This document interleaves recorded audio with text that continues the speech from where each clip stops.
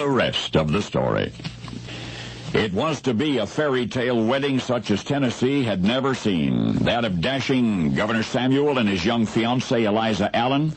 He was almost 36 and she just 20. The ceremony took place in the elegantly candle-lighted parlor of the bride's parents. It seemed a living dream, but then, as Samuel and Eliza were exchanging vows, the governor looked down to see his bride's hand trembling, not with happiness, not with anticipation, apparently with anxiety.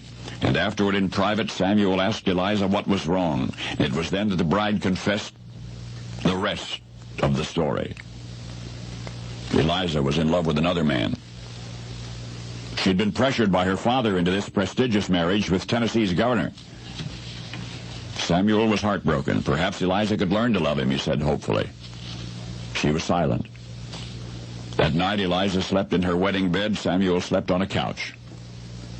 The next morning, the couple agreed to pretend all was well, but all was not, nor would it ever be.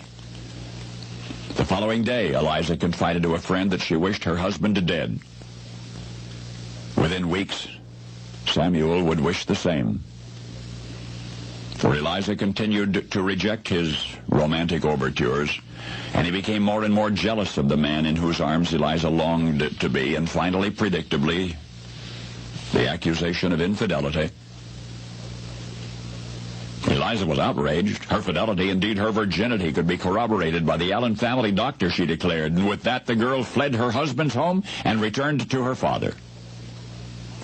It did not take long for Samuel to repent of his accusation. He followed Eliza on horseback to her parents' house. There, with tears streaming down his face, he knelt before her. Could she ever forgive him, he pleaded. She could not and did not. Not ever. Political enemies took advantage of the governor's misfortune. Within hours of the separation, the streets rang with obscene speculation. Surely the governor had somehow brutalized his bride. Sympathy for the wronged woman was fanned to flames. A howling mob burned the governor in effigy at the Gallatin Courthouse Square. Samuel, urged by friends to defend himself, refused. He would not take up arms against a woman, he said. And so in the midst of the awful controversy, Governor Samuel, only days previous, a re-election shoo-in, resigned. He'd spent years of his youth among the Cherokee Indians. He would return to them now. He would say farewell to worldly glory, to ambition, and even to civilization. Yet not even the kindness of Samuel's Indian comrades could quench his anguish. He began drinking heavily. The Cherokee, disapproving, gave him a nickname, Otsiti Abadadashi. It means big drunk. When else in American history had a man risen to such heights only to fall to such depths? He'd been a major general in Andrew Jackson's command, a representative of Tennessee in the Congress, that state's attorney general, ultimately that state's governor, and now he was nothing.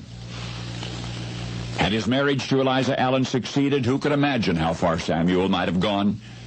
Instead, the most he could expect was to endure his despair for a few years, then travel to Texas, where he became its United States representative, its senator, its governor, even the first president of its republic. You've always known Texas #1 son as Sam Houston. Know the rest of the story.